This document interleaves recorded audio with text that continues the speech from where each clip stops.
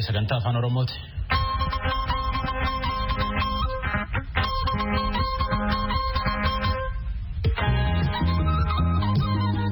Antaam caqasuu jirtan tuni qophii guyyaa boqonnaa lamaaniiti. Sanbata lamaan caamsa 2-3 bara 2020 Ansoraa Lafeeti. Waan dhiyootan hojjanna tokko irra deebineeti sanitti himna.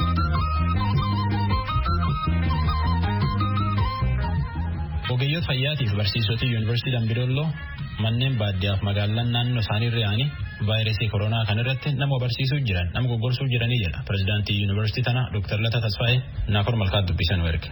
Pireezidaantiin Yuunivarsiitii Dambidolloo Dr. Lataa Tasfaayee akka jedhanitti weerara vaayirasii koronaa sadarkaa addunyaatti yaaddoo ta'e kana dursanii ittisuudhaaf hojiiwwan garaagaraa hojjetaa jiru. Tajaajila tola ooltummaan sagalee guddistuu fayyadamuun magaalaa fi baadiyyaatti hojii hubannoo uumaa turaniin alatti manaa manatti adeemuudhaan hawaasni waa'ee koronaa akka beekuuf hojjetaa jiraachuu isaanis kan ibsan. Hojii awareness yookaan immoo hojii hubannoo uumuu hojjechaa turreera jechuudha. Yeroo garaagaraa miidiyaa fayyadamuudhaan akkasumas naannoo magaalaa naannoo namooti baay'atanitti illee hojii kana hojjechaa turreera. Dabalataan garuu keessumaa yeroo ammaa kana manaa manatti ogeessota fayyaa qabnu fayyadamuudhaan manaa gara manaa deemuudhaan namooti awarenessii maatii gara 1,000tti siqanii gara aanolee 5 keessa deemanii hubannoo kana uumaa jiru jechuudha. Kuni gaanga'ame godinni keenya yoo xiqqaate aanolee 12 kan of keessaa qabu. Isa kana kabarii gochuudhaaf irratti yuunivarsiitiin baajata mataasaa ramadee hojii gurguddaa hojjetaa jira jechuudha. Magaalaa Dambidolloo fi aanolee Qillee Wallaggaa kanneen biroo keessattis tajaajila geejjibaa kennaa jiraachuu dubbatanii jiru Dr. Lataan. Konkolaataa bilisaan uummataa dhiyeessuudhaan konkolaataa kana keessatti immoo bilisaan dhiyeessuu qofa osoo hin taane konkolaataa kana keessa hojjettoota fayyaa nama ramaduudhaan yeroo hundaa kan dabareedhaan hojjetan baasota 6 magaalaadhaaf raadiyesii magaalaarraa jiran gara 5 kan ta'aniif gargaarsa kennaa jira jechuudha yuunivarsiitiin Dambidolloo. Magaalaa keessatti kan hojjetan 2dha, 4 immoo magaalaadha aalaadha kan hojjetan. Baasota kanatti dhimma ba'uu maaliif barbaaddan? Dhukkubni kun yeroo baay'ee walitti tuttuqaadhaan yookaan walitti dhiyeenyaan yoo xiqqaate namni tokko isa tokkorraa meetira 2 fagaachuu akka qabu ogeessoti fayyaa gorsaa jiru. Isa kana immoo kan gochuu dandeenyu yookaan physical distancing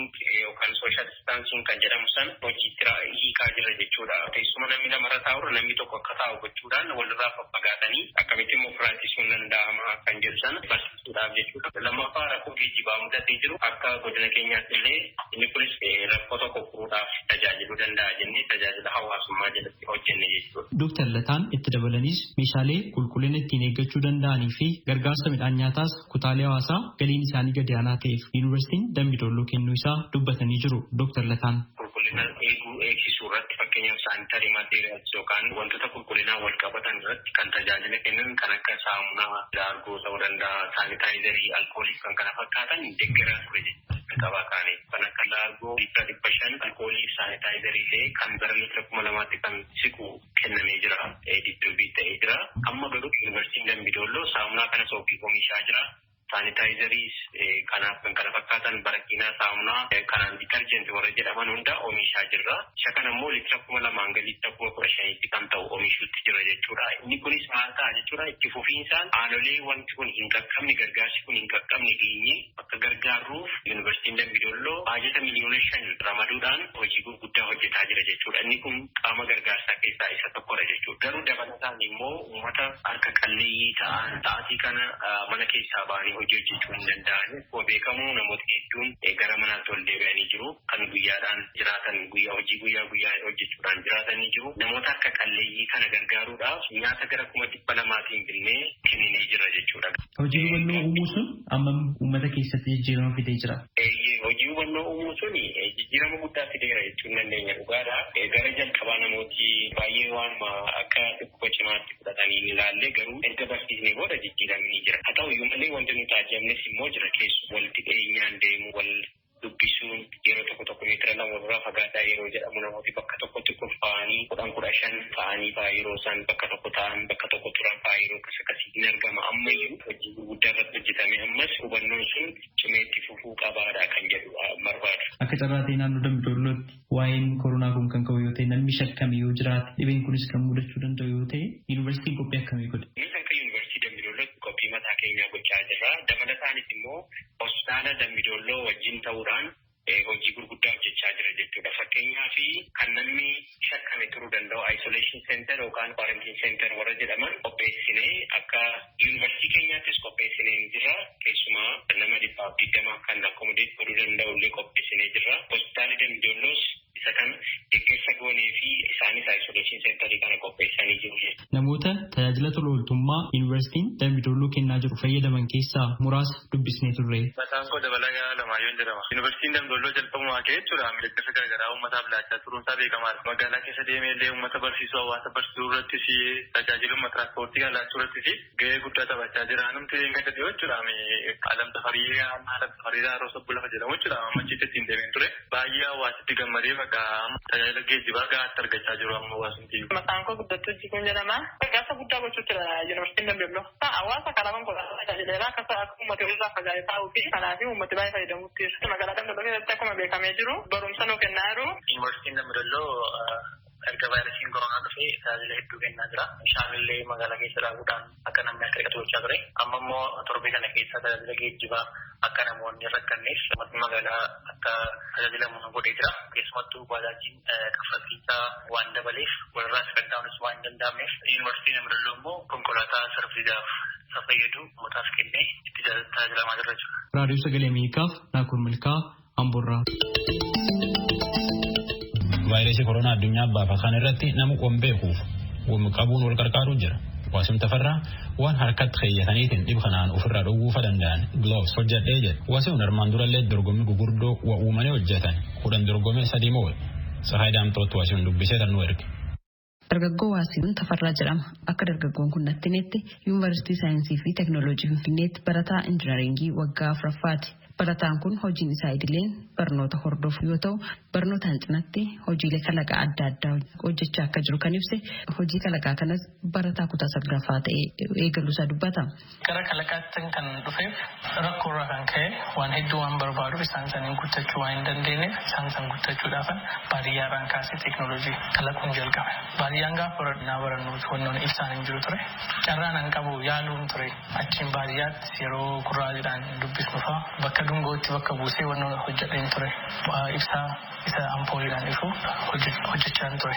Waasiin hojii kalaqaa wayita hojjetu rakkoo dhuunfaasaa bu'uura godhachuu kan himu piroojeektota 10 ol hojjetee piroojeektota 3 tokkoffaa bahuudhaan badhaasa sadarkaa naannoo fi biyyaalessaatti argachuusaa ibseera. Yeroo baay'ee teeknooloojiin kan xiyyeeffatu hojiilee rakkoo ilaaluurraa kan ka'edha. Naannoo ani itti baradhee taarikee baasu ture. Faalamni qilleensaa baay'eedha. Faalamni qilleensaa immoo ijaan laallamuu danda'a jechuun rakkoo inni fidaa ture keessaa harri abjaataa gogiinsa keessa ture. Roobni hin jiru. Sababbiin isaa immoo mukni baay'ee ciramaa ture. Naannoo isaa duraan bosona baay'ee ture. Mukni ciramuu sababni inni guddaan araqee kana baasuudhaaf. Namoota baay'eetu araqee kana baasa guyyaatti. Kanaaf tokkoffaa irratti isa rineebaliidhaan kan fayyadu jechuudha. Yookiin ibsaa elektirikii fayyadamee araqee akka baasan kan godhudha. Innis cirama bosonaa hambisuu kan danda'u. Lammaffaa irratti kwaalitiin itti oomishan sun garaagarummaa qaba ture. Garaagarummaa saniin akka sirraa gochuu irratti teeknooloojii bal'aan hojjedheen ture. Oromiyaa irratti hojii hojjedheen tokko ibsaa mana keenyaa moobaayilaan ibsuu balleessuu kan danda'u teeknooloojii hojjedhee akka Oromiyaatti badhaafameen ture. Pireezidaantii Lammaa Magarsaa irraa yeroo sanitti akka biyyoolessaatti yeroo 3 naannoo ani itti baradhee taarikee baasu ture. Isan dhiyeesseen ture. Isaanis badhaafamaa ture. Yeroo sanitti Piraayim Ministeriin Hayilamaariyaam ture. Sagantaa guddaa akka biyyoolessaatti akka qophaa'a Naashinaal Saayinsii fi Teeknooloojii Awwaardii isas argadhee lammaffaas yeroo san Ministeerri Saayinsii fi Teeknooloojii Piraayim Ministeerii ammaa Dr. Abiy ture. Teeknooloojii isa balaa tiraafikaa to'achuu irratti nama hojjedheenis badhaafamaa ture. Ammas dargaggoon kun ittisa weerara vaayirasii koronaa irratti ummataaf waa gumaachuun qabaa jechuun meeshaa haguuggii harkaa bakka bu'ee namoota fayyaduu danda'u ogeessota fayyaatiin ala nama kamiifiyyuu tajaajila kennuu danda'u hojjechuusaa dubbate. Meeshaan kun haguuggii harkaa yookiin gilaavii bakka bu'ee namoota tajaajiluu kan danda'udha. Warroonni ogeeyyiin fayyaa haguuggii harkaa fayyadamanii immoo bakka haguuggii harkaa yookiin gilaaviitti fayyadamnutti meeshaa kan akka fayyadamnuuf. Haguuggiin harkaa hojiiwwan hojjetu meeshaa kana hojjechuu dandeenya. Fakkeenyaaf namoonni haguuggii harkaa kan fayyadaman balbala banuuf, makiinaa saaquufis ta'ee liiftii yennaa tuqnu, bishaan yennaa bannu, wannoonni namni biraa tuqee isa yeroo akka hin tunneef kan haguuggii harkaa fayyadamu. Waasiyuun yeroo meeshaa kana boocee hojjetu rakkoo dhuunfaa isaarraa yookaan ammoo wanna ittiin ittisa vaayirasii kanaa tuttuqqiidhaan darbu kan irraa ittiin of eegu bitachuudhaaf humna dhabuurraan akkasumas immoo gara maatii isaa godina Arsii Lixaa aanaa Arsii Nagallee galuudhaaf haala mijataa dhabuurraan akka ta'e ibseera. Anis piroojeektii kana naannoo jalqabu gatiin haguuggee harkaa dabaluurraa kan ka'e. Kan biraa immoo yoo meeshaa kana gannee haguuggee harkaa yookiin gilaavii kanneen yeroo gannu bosona irratti ta'ee lafa Speshaalee faalama biyyee irratti gahee olaanaa qaba. Hanqinna haguuggee harkaatiin uumamuunis manneen yaalaa dhaabachuu danda'a hojii isaaf rakkachuu danda'u isaan bisuurraa kan ka'edha. Dhukkuba koronaa qofaaf osoo hin taane dhukkuba birootiifis haguuggeen harkaa barbaachisaadha. Haguuggeen harkaa immoo biyya alaatii gala. Amma addunyaan mara haguuggee harkaa yookiin gilaavii fayyadamaa jiru. Kanaaf hanqinni uumamuu danda'a jedhee shakkiin qaba.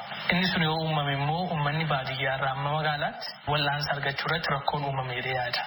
Meeshaa kana osoo fayyadamnee balbala banuufis ta'ee konkolaataa keessattis ta'ee meeshaa itti qabannee deemuufis akkasumas baabura keessatti harka keenya ol gooneetti fayyadamuudhaaf kan nu fayyadudha.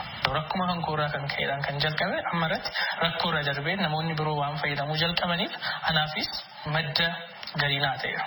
Kuma oomishuun hin danda'a amma tokkoon ishee gatiin ishee birrii 150dha. Fuulduratti abjuun barataa kanaa gama teknooloojiitiin sadarkaa olaanaadhaan dhaabbata teknooloojii guddaa ta'e ijaaruuf mul'atan qabaa kan jedhu Waasiyuun dargaggootaafis dhaamsa dhaameera. Kaampaanii teknooloojii guddaa akka addunyaas kan hojjechuu danda'u dhaabuu barbaada. Isaafis nan hojjedha. Dargaggeessi kamiyyuu nama biraa ta'uuf yookiin nama biraa fakkaachuu osoo hin taane of akka ta'uun barbaada. Gorsa ogeeyyii irraa laatamuuf ogeeyyii fayyaa irraa laatamuuf guutuma guututti hojiirraa oolchanii dhimmi isaanii dhukkubicha irratti osoo hin taane of eeggachuu irratti ta'ee kaayyoo isaanii dhiisuu osoo hin taane sababa kanaan namoonni hedduun kaampaaniin hedduun abdii isaanii kutanii taa'uu osoo hin taane dargaggeessi akka kennaa biyyoota Afrikaa kanneen hubata akka hin qabnu abdii kutachuuf. Kanaaf osoo abdiin kutiini shakkii fi yaada keessaa ba'anii akkaataa kamiin abdii isaanii kennaan kaayyoo isaanii akkaataa galmaan ga'uu danda'an irratti haa xiyyeeffatan jedhu.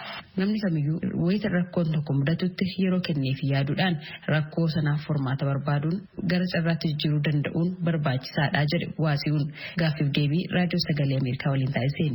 Gabaasa raadiyoo sagalee Ameerikaatiif Tsahaay Daamtoo Finfinneerraa. Baalee Roobeet keemikaalii vaayirasii koronaa balleessuu danda'a jedhan liitirii 18 magaalaa keessaaf geejjibatti bebeefan.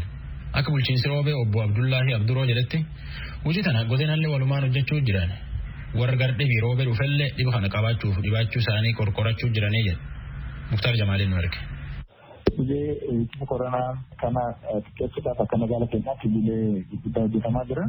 Akka magaalaa qofaatti osoo hin taane akka godinaatti qindoomnee namoonni keezii rakkoo qaban yoo argaman ta'uu taate iddoo isaan turtiis ta'uu danda'u qopheessineerra.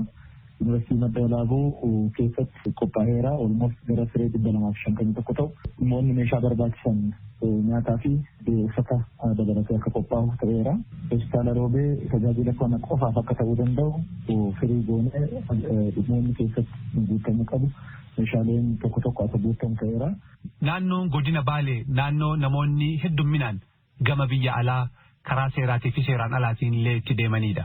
Biyyoonni garaagaraa ammoo lammiilee Itoophiyaa gama biyyaatti deebisaa jiraachuun isaanii illee ni mul'ata. Namni haaraan karaa imala deemeetiin dhufu gama biyyaa gaafa deebi'u to'annaa taasiftan irratti faa maal wanni yaadame jira? Qindoomina godina waliin gochaatiin jirru keessattuu aanoleen daangaa Sumaalee irratti argaman namoonni karaa Jibuutiitiin karaa adda addaatiin karaa Somaalilaandiitiin gara keenyatti dhufuu danda'an tokkoffaa horsiisee bulaan naannoo sanii irratti jiru sirriitti qindaa'ee namoonni dhufan kun odeeffannoo kennee iddoo isaan gahan irratti to'atamanii iddoo tursiisaa akka galan haalli godhamaatiin jira. Namoonni karaa biyya alaatii dhufanii keessatti argamanis odeeffannoon sassaabamee bira gahamee iddoo tursiisaa haalli godhamee jira. Hagammaatitti namoonni keezii kanaan shakkaman gara nama 7 ta'uu danda'u. Isaa hospitaala iddoo gobbaatti galchinee keeka akka ta'u gooneerra namoonni kunneen biyyaa turuu qaban turmaatti erga xumurameen booda bileetteessiin isaanii xumuramee hagammaatti nageessi ta'eera. Hubannoo guutuu argachuudhaan namni haaraa dhufe kun uummannis eeruu karaa kennuun namoonni kun iddoo talaalliitti yookaan iddoo tokkotti akka isaan dhufuun godhamaa jira. Hojiin ittisa waliigalaa taasisuu fi akkasumatti immoo hawaasni beekee dursee akka maloota ittisaatti fayyadamu taasisuu keessaa maal faatu hojjetama? Keessaayyuu magaalaa keessatti. Uummanni hubannoo akka argachuu danda'u sagalee guddistuudhaan konkolaatota ramannee namoota hojii beeksisaa kanarratti muuxannoo qaban akka uummata hubachiisuu danda'a. Sirriitti hojiin garaagaraa hojjetamaa tureera. Kun deddeebisuudhaan humna dargaggoota akkasumas ammoo miti mootummaa naannoo kanneen jiran kan waliin dabalatee karaa adda addaatiin yuunivarsiitii Madda Walaabuu qindeessuudhaan hubannooleen garaagaraa kennuudhaaf yaalii godhameera. Sanniin alattis iddoolee namni itti baay'achuu danda'u tarkaanfileen haalli fudhatamee jira. Namni jimaa namni baay'inaan keessatti qabamu gara mana 57 namni shishaa 43 akkasumas ammoo namni shubbisa gara 29 ta'an meeshaalee shishaa 243 ta'an iddoolee abbootii amantaatii fi manguddoon garaagaraa argamanitti haalli gubatuu danda'e haalli godhamee jira. Manneen fiilmii akkasumas ammoo manneen fuulii 67 cufamanii jiru. Manneen dhugaatis gara 27 ta'u cufameera. Kanneen ala manneen amantaa magaalaa keessa jiran hunda keessatti hubannoo uummataa uumeen guutuun isaanii cufamanii jechuudha. Gama biraatiin gabaaleen keessatti namni iddoo tokkotti akka baay'achuu hin dandeenye istaadiyoomii keessas dabalatee iddoo gabaa garaagaraa gooneerra. Qorsa biif hojii wal qabatee karaa guddaan magaalaa keessa jiru kun konkolaataan baay'ee fi miilli namaa irra deddeebi'a. Inni xiyyaarri kun gara keemikaala liitira 18,000 ta'uu danda'u qaamolee garaagaraa wajjin qindaa'uudhaan fannoo diimaa wajjin hospitaala roobee wajjin qindaa'uudhaan irra kan biifamaa oolu ta'uu isaati. Tajaajilee akkasumas ammoo konkolaattota magaalaa keessa socho'an hunda isaanii biifuudhaan uummanni keenya hubannoo akka argachuu danda'u hojiin bal'aan hojjetameera. Kanneen cidhattis akaakuuwwan garaagaraa midhaan gargaarsa nyaataatis ta'uu danda'u bal'aan walitti haalli qabamaa jiru jira jechuudha. Kanneen alattis immoo meeshaaleen fayyaa kanaaf ta'uu danda'u kan biiroo fi federaalaan deeggarsan kennan innistool ta'aa jiru. Kanneen ala sadarkaa magaalaatti waan hojjetamuu qabu godina wajjin achi keessatti dallaa garaagaraa hojii baasuu manneen jireenya dooktorootaati fi akkasumas ammoo dhibamtoonni kunneen eessatti yaalamuu danda'anii jiru kun hojiin bal'aan kan hojjetamaa jiru ta'uu isaati. Vaayirasiin koronaa tamsa'iin isaa akkaan hammaataadha. Mootummoonni hedduulleen to'achuu dadhabaatiin jiru. Isa kana irratti tola ooltummaa fi hawaasni wal gargaaruun baay'ee murteessaadha. Maal barbaaddu? Maal dhaamachuu barbaaddu? Midhaan nyaataa fi dhimmoota garaagaraa ta'uu danda'u gargaarsa manneen amantaa akkasumas ammoo warra tola ooltotaa fi abbootii qabeenyaa irraa walitti qabuudhaaf hojiin yaaliin bal'aan haalli godhamaa jiru jira.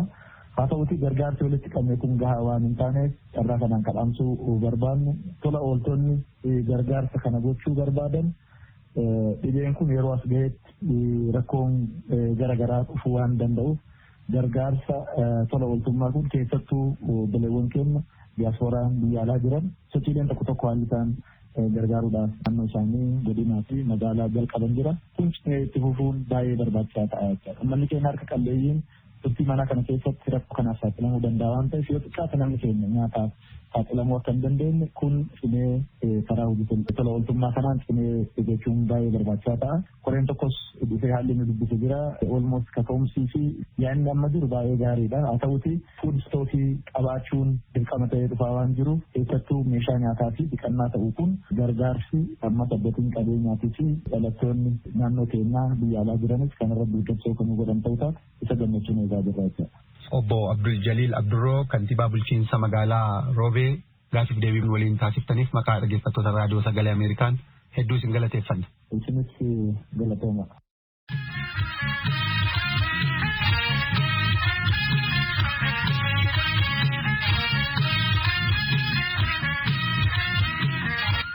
Kan raadiyoo VOA sagantaa afaan Oromoo caqasuu jirtanii.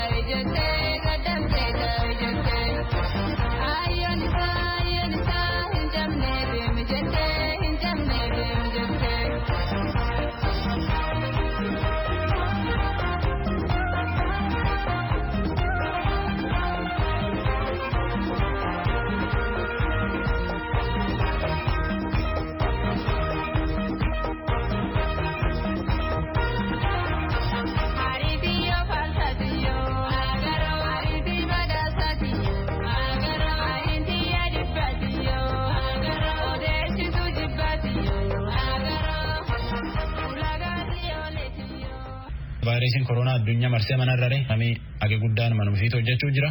Nulleen hojjettootiif yoo afaan Oromoolee manneen keenya Washington DC, Virginia fi Maryland jiru qophiitan isanitti muutti jirra.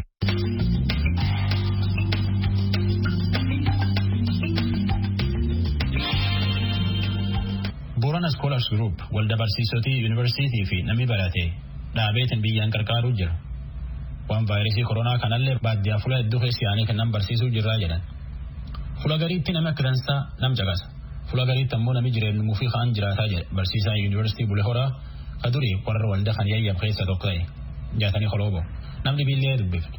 Eessaa yaatanii babarsiiftanii jenneen. Mata keenya baadiyyaaf kan magaalallee hubannoo kennaa turre guyyaa ta'an immoo aanaa Dubluk yookaan guyyaa arda akkasuma magaala Dubluk yookaan magaala Elwaaqsee deemnee hubannoo uummataa kennaa turre karaa dhibeen kun ittiin daddarbu uummata keenya hubachiisaa turre guyyaan ittaanu guyyaa gabayaa guddoo yookaan guyyaa qidaamee jedhan suni guyyaa qidaamee immoo aanaalee Yaaballoo keessa socho'aa turre magaalaalee akka Aroo Bakkee Gandaaroo Bakkee jal jiran hedduu keessa socho'aa turre Gandarbooroo keessa turre Gondee Colqaasa keessa turre Galdii Yaaballoo keessa turre akkasuma garee lamaa gargar baanee Diidara keessa tiimiin ta'een tokko socho'aa turte Harrii tokko keessas akkasuma socho'aa turre.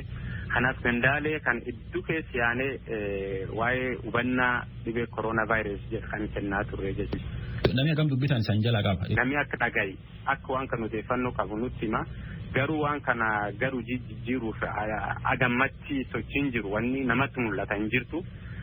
Haa ta'uuti immoo gandoota tokko tokko iddoo sochoonutti gandoota tokko tokko keessatti muuxannoo yookaan fakkeenyummaa gaarii wanti as jetteetiin ibsuu dandeettanii jiru fakkeenya ganda Diidaraa keessatti. Diidi Yaaballoo keessatti fakkeenyummaa gaariin argita. Uummatummaan baadiyyaa haa horii fi tiffatu haa muka caccaasaa dura ejju keessatti yeroo inni bishaaniif saamuna waliin kaayeetiin waan kan akka namni dhiqatu namni ollaa isaa seenaa akka dhiqatu yeroo tolchaniin garraam gandi Yaaballoo keessatti fakkeenyummaa akkasii garree jirra. Akkasuma gandi Diidaraa keessalleetti ollaatti gorsummaa haraan jirutti iyyuu aadidhanii odoo gara ollaa hin dabarree harki dhiqadhaa yeroo jedhan garree jirra. Hawannatti mootorii yookaan makiinallee taasisin gara ollaa angorri waan sun akkasi duraatti hidhanii bishaan immoo achi ejjanii aadi sun immoo gaafate bishaan sun dhiqatti dura buusanii makiinallee taanaan mootorillee taanaan miilallee taanaan gise sun si dabarsan malee akkanumatti dabruu hin dandeessu. Laaffinni iddoo tokko tokkotti mul'ata keessumatti naannoo Aroo Bakkee Arbooroo Hadisuuf kaawwatti qabee uummatee akkuma durii kaan wal keessiyaa akkuma durii dhibeen kun feesifachuu waan jedhan tokkollee hin jirti.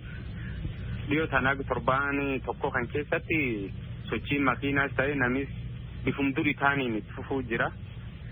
Hubanna namni duraan qabullee waan gad buusu jiraati. Akkuma durii walta bahee nyaatee dhuguu jira. Tiraafikaa wal qabate sochii namootaatiin wal qabate sun ol ka'uu waan jirtu fuulduraa fi wanni kun soda guddoo waan nam keessattuu mul'achuu jira. Yeroo wanni kun hundumtuu akkanatti socho'aa jira kanatti namis gurmummaan akkana ta'u hubannoo kennuuf deemti sunuyyuu haamilee dhabaa deemti. Hubannaan nama laafaa deema gaafa immoo keessiin kun mul'achaa deeme waan hedduutuyyuu walti laaqamaa deeme jechuun waan keessiin kun yoo mul'ate iyyuu nama hedduu galaafataa deema waan taateef haalli ammatti deemaa jiru kun haala dhibeen kun akkaataa inni itti babal'achaa jiruuf akkaataa itti manaajimentiin isaa yeroo ammaa tolfamaa jiru kun kan waliin arganne jechuudha. Jaatanii Koloobo barsiisaa yuunivarsiitii Bulee Horaati. Jaatanii Bonayyaa barataa yuunivarsiitii Adaamaati. Yoo hedduu waan vaayirasii koronaa kanallee dubbata. Hin barreessallee. Waan durii dhagaheef waan amma walitti qabee nutti hime. Wanni namni hubatan akka gara Booranaa kanatti duriiyyuu iman keessatti wanni akkana iddoo jaarsa wal qabatanillee nama dabru. Haa hafuuraan waan cufaan dabru. Yaa'anii raajii Booranaa haasariiroo boosaroo kaanii yaayyuu himanii amma iman sunis guutamee dheefu fulaar wal fuudhaa kana Booranii guddin gate tanaa. Taan ammoo waadaa eenyaan bullaa lafee dhufanne dhaha keesseffachaallee guddoo waan jirtuufi akka silaamaa lafa biyyatti gargarii fagaattee waan biddoo laafee jiru akka sila gara ta'uu mala haan ta'a. Waan jedhan akka dansaa guutuutti hin jiru jechuu jirta. Fakkeenyaaf gabayaa argitfaa fuula argitanatti hin fa'a. Lafa iddoo jaadirra deemanii namni waan jedhaniin kanayyuu faseesseffatu guddaa. Fuula ammoo mana akka saffoo mana akka caatii dudduubaan duraan cufanillee dudduubaan namni itti baafata fuula kanaan goomitan qabu. Sadibiin ammoo namni guddoo wal heedda gaanda lafa keenyaa lafa armaachi kan cufayin gaara namni darbuun iyyuu kadhofate daangaa illeen kanuma hamma tokko arganii qaba illeen kanuma lafti galloo fuula akka kaatiin seenachumaan dhokate taa'ullee namni tokko lamtaasee jira namni ammoo ganam kan qabate gara waan gara sibitaalaa geessu irralleetti akka dansaa hubannoon hin jirtu lammeessitu ammoo namni biiraawwan bitachuuf yoo yaa'u filatuuf illee filaduu filatuu gurgurdoota akkuma haa walitti yaa'a.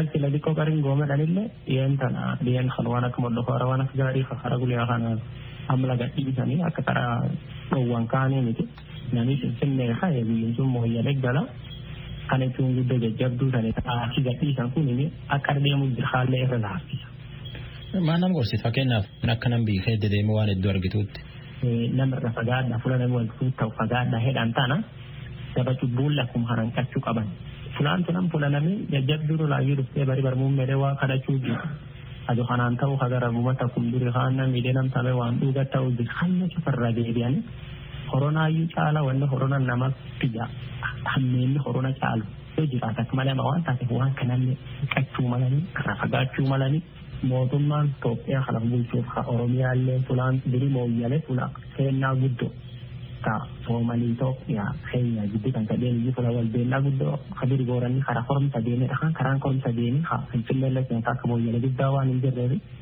hariti nama yaitu fana kabat dalbalti nama yaitu fana kabat follow nama yaitu fana kabat tu fana barakuna mo laboratory koranno jiddigale sa ide corona kana lalam sula tan jira cukup umate woni umate karayi hospital kam khawiyati fammo yanne bindirtu ibena dadda gammo ji hakona da libeti tan kolera dan kan do da fula itirtu pun makin ne kawasa ya tanafiyu qoranno laboratory magal mo yele centering umat kan cufa umat yang dapat tahu nama mantan bisu ju khanamu abamza boranati activist hamza boranati oromia khede dente yo argitu amna mi yok fed wal khaysiya ya ulamo odu qabdun ib corona kana nami kam mana argite mana daget wa amerikana absora heddu galatoon akkasumatti raadiyoon biyya Ameerikaa galatooma wanni nu hubataa jirru wanni nu argaa jirru akka qabatama biyya keenyatti hedduu dansaadha namni shufii kallattii hundaan dhaamsa dabarsaa jira garuu wanni guddoon dhaamsi kun hagam kuni oona jira wanni jedhu hedduu nu yaachisaa jira